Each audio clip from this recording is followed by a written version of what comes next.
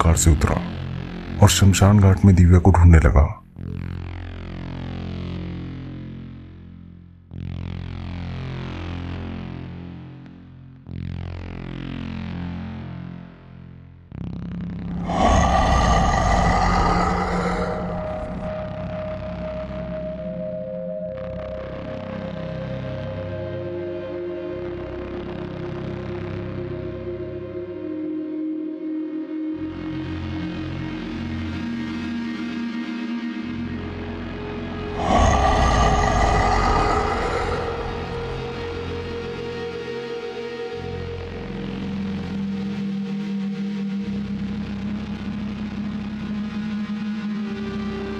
एक कब्र के पीछे उसने दो टांगे देखे।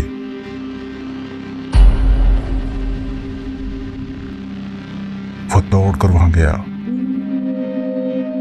वहां दिव्या बेहोश पड़ी थी। उसने दिव्या को उठाया। वह शमशान से बाहर आने लगा।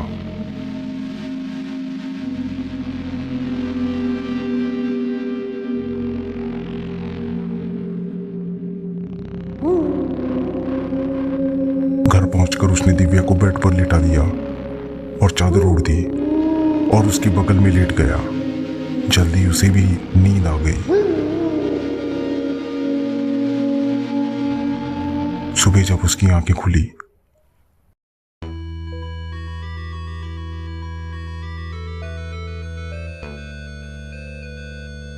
उसके सामने दिव्या चाय लेकर खड़ी थी। उसके होठों पे मंद मंद मुस्कान थी। नाश्ता करने के बाद जब साहिल ऑफिस जाने के लिए निकल रहा था तब दिव्या ने उसका हाथ पकड़ा और वो साहिल से लिपट गई। फिर बोली, आज ऑफिस से जल्दी आ जाना, मैं तुम्हारा इंतजार करूंगी, मुझे तुम्हारी जरूरत है।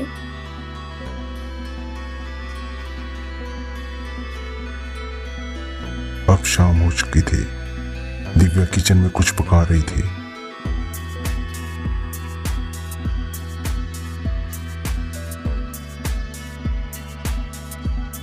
अचानक डोरबेल बजी। दिव्या भाग कर गई।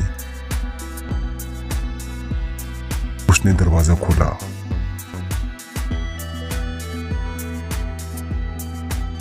साहिल को वहां देखकर वो बहुत खुश हो गई।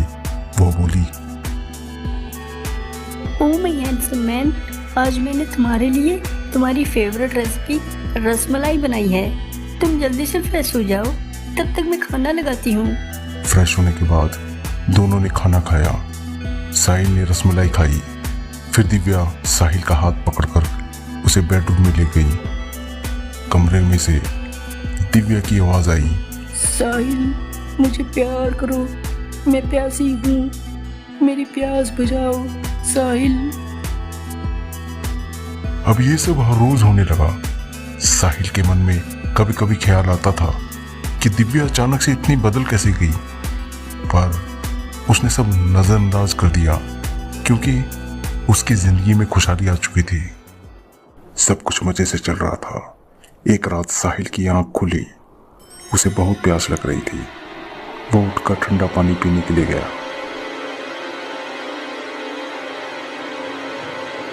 उसने फ्रिज खोला।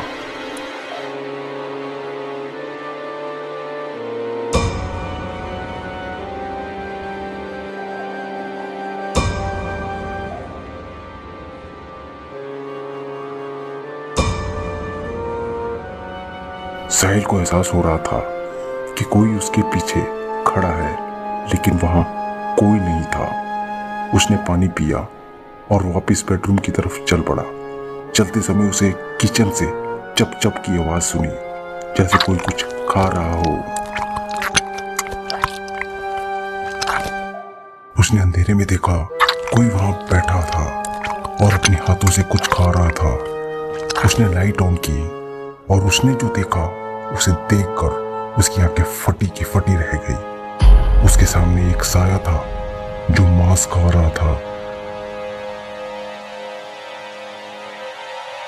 साहिल के हाथ पैर फूल गए।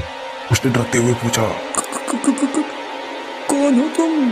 डरो मत साहिल, मैं तुम्हें कोई नुकसान नहीं पहुंचाऊंगी क्योंकि तुम मुझसे इतना प्यार जो करते हो। क्या मतलब है? मैं तुमसे प्यार?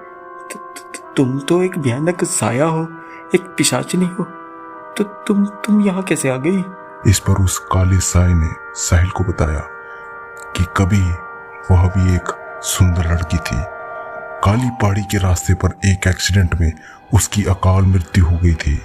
तब से वह काली पहाड़ी और उसके पास के शमशान घाट में एक साया बनकर भटक रही थी। उसे एक लड़की का शरीर चाहिए था। वर्षों बीत गए पर उसे कोई लड़की का शरीर नहीं मिला। लेकिन उस रात किस्मत से दिव्या स्कूटी से जा रही थी। साए ने उसे देख लिया। फिर क्या होना था, साया उसके शरीर में घुस गया। साए को पता चल गया कि दिव्या ने साहिल की जिंदगी नर्क बना रखी थी, क्योंकि वह साया भी कभी एक लड़की थी जिसके दिल में भी अरमान थे किसी को प्यार करने के। यह सुनकर साहिल का डर दूर हुआ। वह बोला, अच्छा, तभी तो दिव्या इतनी बदल गई। वैसे अब दिव्या कहाँ है? दिव्या अपने शरीर में है, लेकिन जब मैं उसके शरीर में घुसती हूँ तब मैं उसको अपने वश में कर लेती हूँ।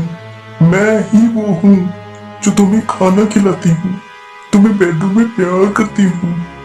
क्योंकि जब मैं जिंदा थी, जब मैं एक लड़की थी, तब मैं सोचती थी कि मैं अपने होने वाले पति को बहुत प्यार करूंगी। जब तुमने मेरे लिए इतना कुछ किया है, अब बताओ मैं तुम्हारे लिए क्या कर सकता हूँ? बस मुझे हर रोज खाने के लिए कच्चा मांस देना और शराब पिलाना। मैं तुम्हें कभी कोई नुकसान नहीं पहुंचाऊंगी और दिव्या को हमेशा अपने वश में रखूंगी। ये मेरा वादा है। और इस प्रकार उस साए ने साहिल की जिंदगी खुशहाल कर दी। अब उस घर में साहिल और दिव्या के साथ वह साया भी रहने लग गया।